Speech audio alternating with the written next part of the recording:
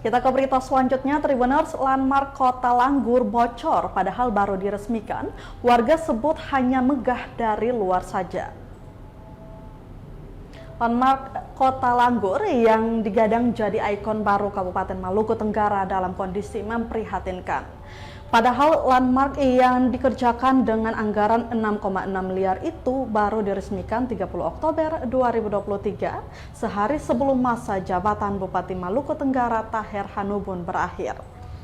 Pantauan tribun6.com Selasa 2 Januari 2024 sore, sebagian besar atap bangunan bocor sehingga guyuran hujan merembes hingga menggenangi lantai berbahan keramik.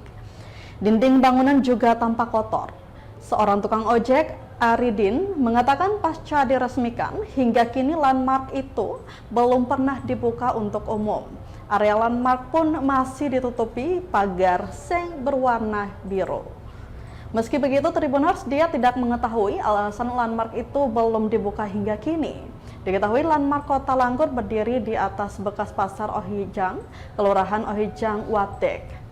Tribuners, selanjutnya pemilik lahan juga sempat memasang tanda larangan adat atau sasi di pintu masuk proyek buntut masalah tanah.